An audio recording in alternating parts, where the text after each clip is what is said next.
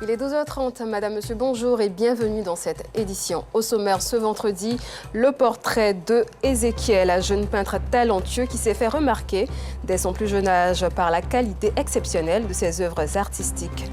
Au Mali, les 11 opposants à la junte interpellés au mois de juin ont été remis en liberté provisoire après 5 mois de détention. Merci de suivre l'information sur la RTI2. L'art plastique n'a aucun secret pour lui. Ézéchiel, jeune peintre talentueux, s'est distingué dès son plus jeune âge grâce à des œuvres remarquables.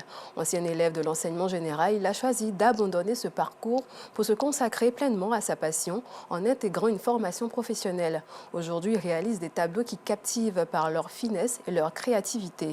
Qui est réellement Ézéchiel? Comment nourrit-il sa passion pour la peinture? Découvrons son univers dans ce portrait proposé par Georgette Ido-Fofana. Quartier à Kondje, commune de Benjéville. Ici vit Ézéchiel, élève peintre.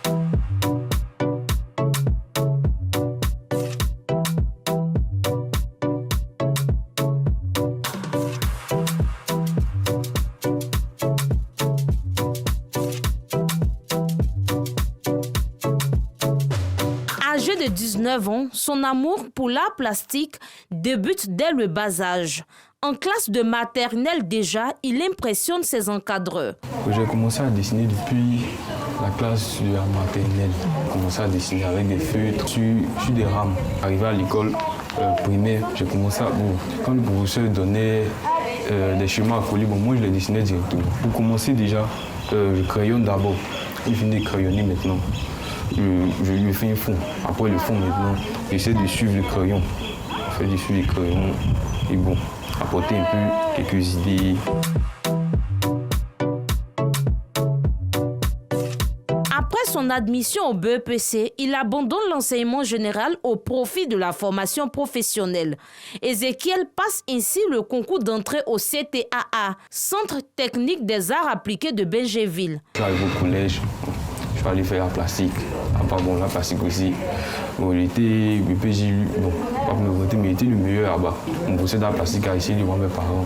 Je leur ai dit que bon, ce n'est pas la peine qu'il reste là-bas, mais j'avais déjà le don en moi et tout. Et moi-même, déjà, je voulais laisser déjà l'enseignement général pour aller dans une école d'art.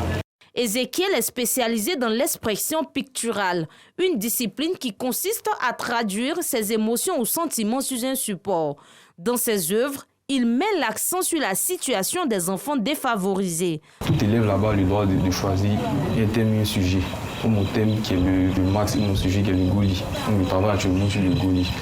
Même ma plus grande passion est les enfants de la rue. Pour moi, pour essayer de toucher les autorités, pour qu'ils puissent savoir qu'il y a des enfants défavorisés qui ont besoin d'aide. La photographie, comme la peinture, le dessin préparatoire impliquant la perspective, tout a un sens déterminé par la couleur. Ainsi, aucune utilisation de couleur n'est fortuite. Chaque couleur a sa particularité. On n'utilise pas une couleur parce qu'il faut utiliser. Voilà.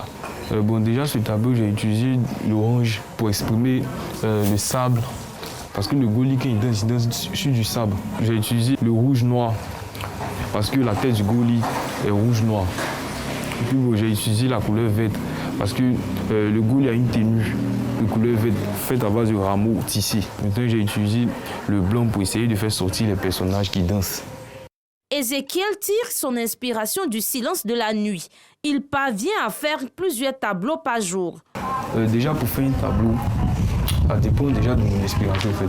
On ne se lève pas comme ça pour faire un tableau. Je suis inspiré, bon, je peux prendre au moins 2 heures de temps pour faire ce tableau-là. Voilà, comme si je suis en train de faire que je suis plus inspiré, bon, j'arrête immédiatement. Parce que si je persiste, bon, ça ne va rien donner.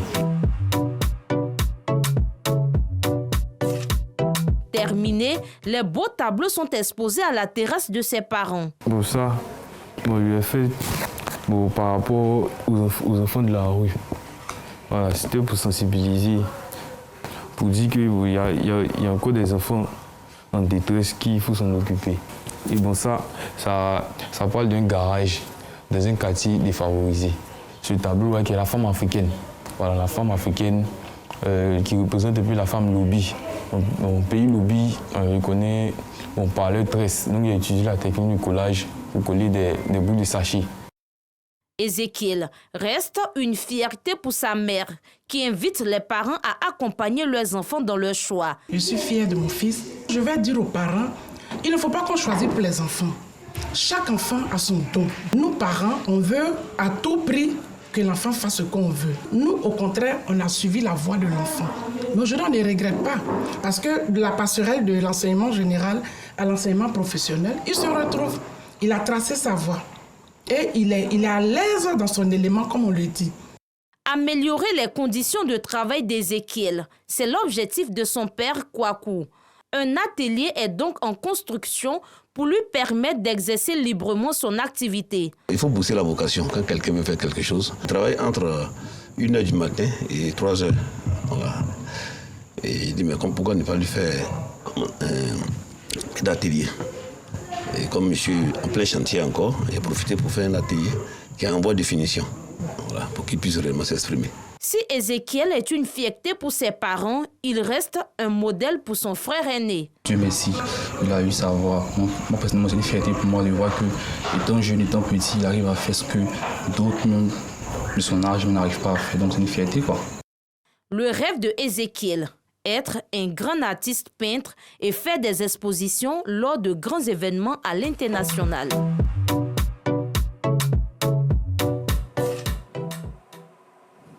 La circulation est fluide dans les grandes artères d'Abidjan depuis le 1er décembre. Une fluidité liée au déploiement des forces de l'ordre à tous les carrefours pour un contrôle minutieux. Ce contrôle qui s'inscrit dans le cadre de l'opération Épervier concerne les engins sans assurance, sans visite technique, sans vignette. Les plaques d'immatriculation banalisées sont aussi concernées par l'opération.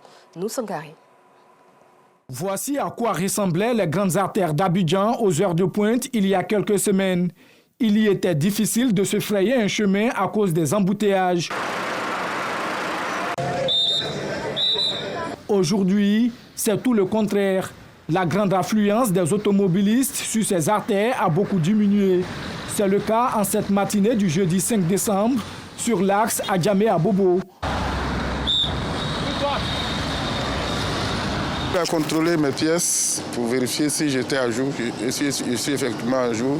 Il a contrôlé mon permis aussi avec toutes les catégories. C'est une bonne opération parce que ça permet de contrôler les véhicules qui sont en bon état surtout et puis ceux qui n'ont pas de papiers à jour. Ça leur permet également de vérifier tout ça. Bon. Nous, ça nous fait plaisir aussi parce qu'au moins on sait qu'on est suivi et que au moins, on ne roule pas dans le billard.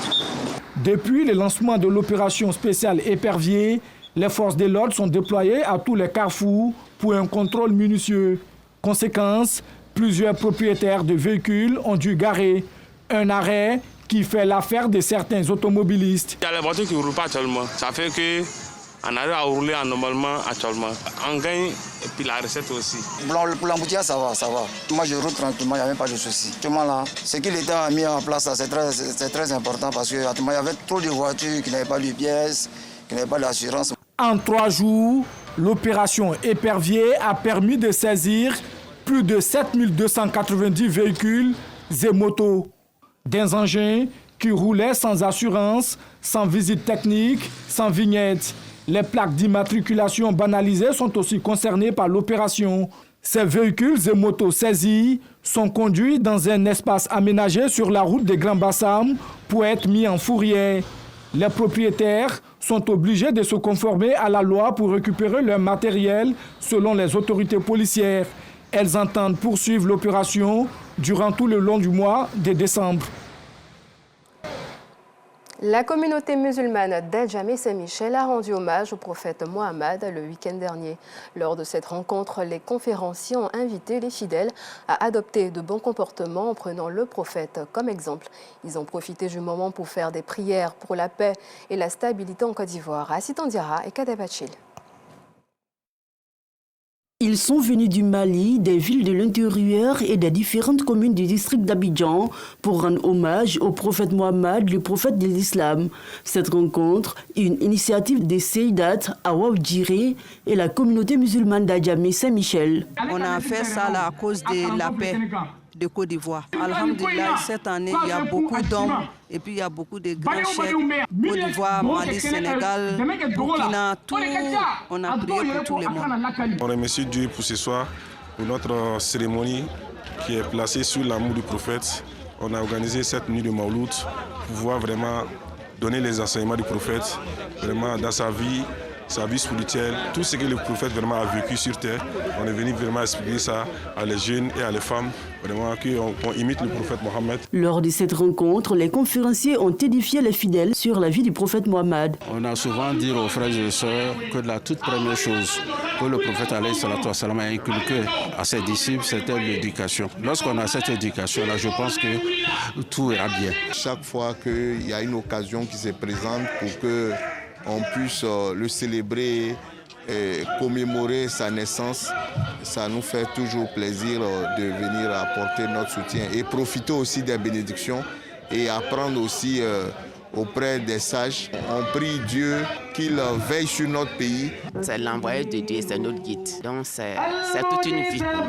Tout ce que j'ai à dire, c'est sur le droit chemin et mettre Dieu toujours au devant. Un rendez-vous spirituel qui a bénéficié du soutien de plusieurs guides religieux. Nous avons fait le déplacement massivement avec tous les présidents du quartier d'Abidjan pour venir soutenir notre sœur qui est Seydatou Hawa Oudjiré pour l'aider à magnifier le prophète Mohammed. Sans le prophète, les musulmans ne sont pas là. Le prophète, ce combat en islam, il prêchait l'islam de paix et l'islam d'amour. Cantiques et prières pour le développement et la stabilité de la Côte d'Ivoire et des pays de la sous-région, des temps forts qui ont marqué cette rencontre. À présent, l'actualité hors de nos frontières au Ghana. Plus de 18 millions d'électeurs sont attendus ce samedi 7 décembre pour élire leur président et leurs parlementaires. Un double scrutin crucial dans un contexte de crise économique profonde et de tensions politiques. Cette élection marque la fin du mandat de Nana Akufo-Addo. Deux figures dominent la course à la présidentielle. Il s'agit du vice-président et candidat du parti au pouvoir, Mahamoudou Bawumia, et celui de John Mahama, ancien président du Ghana. Au Mali, 11 opposants politiques à la junte ont été remis en liberté provisoire après 5 mois de détention. Ces anciens ministres et figures de l'opposition ont été arrêtés en juin dernier pour une réunion politique jugée illégale. Leur libération, intervenue ce jeudi, est perçue comme un geste d'apaisement politique dans un contexte marqué par des tensions et des appels à la réconciliation nationale. Au Soudan du Sud, des pourparlers de paix ont repris à Nairobi entre le gouvernement et des groupes armés non signataires de l'accord de 2018. Sous médiation kenyane, les discussions portent sur des points clés comme la justice et les réformes sécuritaires, avec l'espoir d'un accord avant Noël, un tournant décisif pour un pays toujours marqué par les séquelles de la guerre civile.